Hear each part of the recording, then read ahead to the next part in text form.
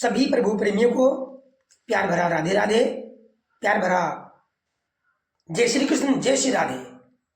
सभी का आज की इस कथा प्रसंग में हार्दिक अभिनंदन एवं स्वागत है। एक बात आप लोग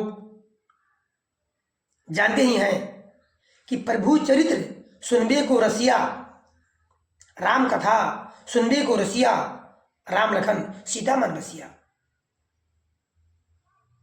राम लखन और सीता मैया को अपने हृदय में बसाने वाले श्री हनुमान जी महाराज प्रभु चरित्र सुनबे को रसिया, राम कथा के रसिक हैं, प्रेमी हैं।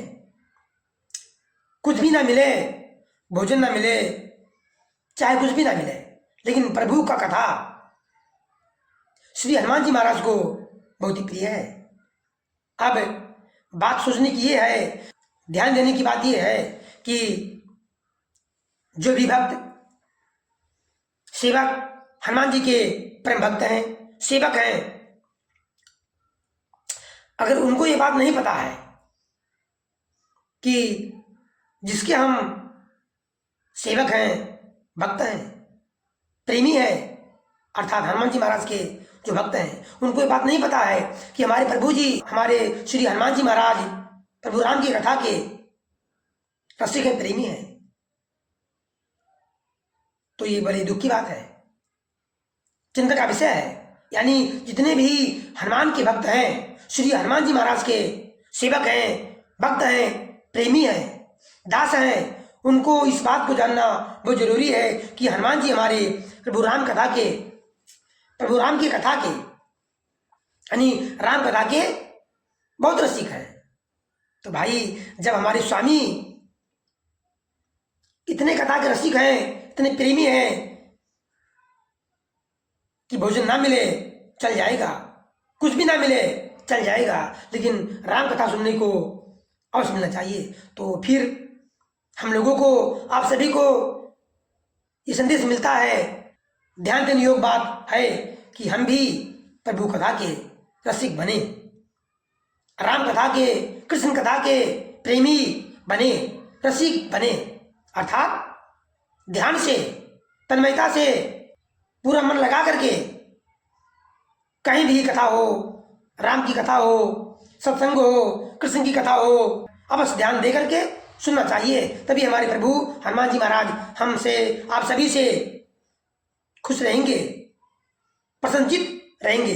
तो आइए हम सभी मिलकर के श्रीमद् भागवत महापुराण से प्रथम खंड और तृतीय अध्याय, यानी प्रथम खंड का तीसरा अध्याय, जो भगवान के अवतारों का वर्णन किया गया, इस अध्याय में हम लोग पूरी तन्मयता से, पूरी मन लगाकर सुनते हैं। सूत जी कहते हैं, सूत जी भगवान कहते हैं कि राजा नाभि की पत्नी मेरु देवी के गर्भ से ऋषभ देव के रूप में भगवान ने 8वां अवतार ग्रहण किया था। हमने पिछले वीडियो में भगवान के 7वें अवतार का वर्णन आप लोगों को सुना दिया था कथा के माध्यम से। आज उसी के आगे कथा चल रही है। इसमें राजा नाभि की पत्नी मेरु देवी के गर्भ से ऋषभ देव के रूप में भगवान ने 8वां अवतार ग्रहण किया। इस रूप में उन्होंने परमहंसों का वह मार्ग जो सभी आश्रमियों के लिए वंदनीय है, दिखाया है। ऋषियों की प्रार्थना से 9वीं बार वे राजा पृथु के रूप में अवतीर्ण हुए, अर्थात जन्म लिए। सोनकादि ऋषियों, सूत जी कहते हैं, हे सोनकादि ऋषियों, इस अवतार में उन्होंने पृथ्वी से समस्त अशुद्धियों का दोहन किया था। इससे यह अवतार सबके लिए बड़ा ही कल्याणकारी हुआ। चाक्षुष मनमंत्र के अंत में जब सारी त्रिलोकी समुद्र में डूब रही थी, तब उन्होंने मत्स्य के रूप में 10वां अवतार ग्रहण किया और पृथ्वी रूपी नौका पर बैठाकर अगले मनवंतर के अधिपति वैवस्वत मनु की रक्षा की। जिस समय देवता और दैत्य समुद्र मंथन कर रहे थे, उस समय 11वां अवतार धारण करके कच्छप रूप से भगवान ने मंदराचल को अपनी पीठ पर धारण किया और 12वीं बार धन्वंतरी के रूप में अमृत लेकर समुद्र से प्रकट हुए और 13वीं बार मोहिनी रूप धारण करके दैत्यों को मोहित करते हुए देवताओं को अमृत पिलाया। और 14वें अवतार में उन्होंने नरसिंह रूप धारण किया और अत्यंत बलवान दैत्यराज हिरण्यकशिप की छाती अपने नखों से अनायास इस प्रकार फर डाली जैसे चटाई बनाने वाला सीख को चीर डालता है। 15वीं बार वामन का रूप धारण करके भगवान दैत्यराज बलि के यज्ञ में गए। वे चाहते तो थे त्रिलोकी का राज, परंतु मांगी उन्होंने केवल तीन पग पृथ्वी। ये प्रभु की लीला है।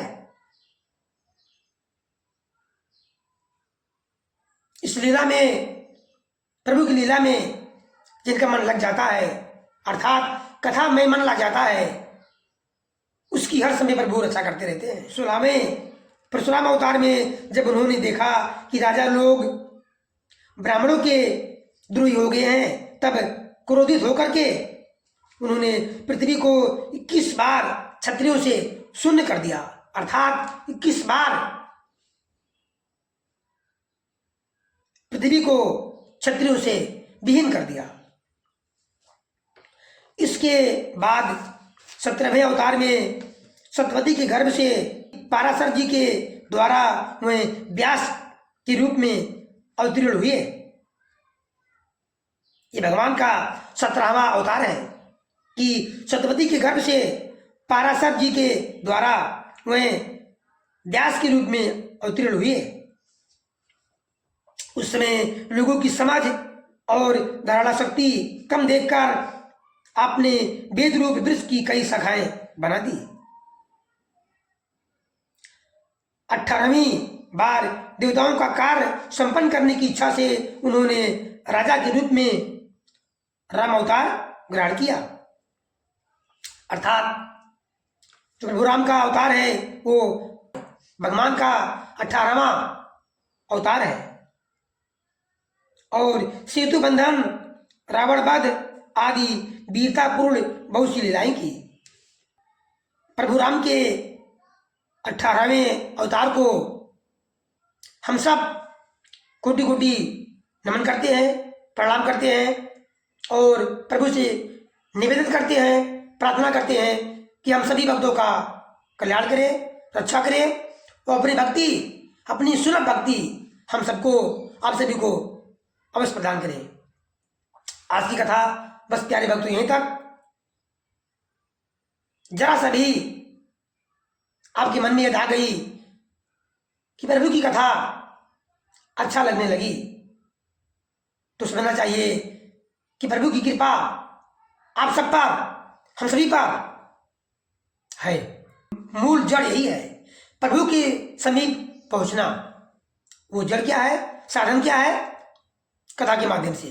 जैसे ही हम सभी को, आप सभी को प्रभु का गुणगान, कथा, सत्संग अच्छी लगने लगती है तो हम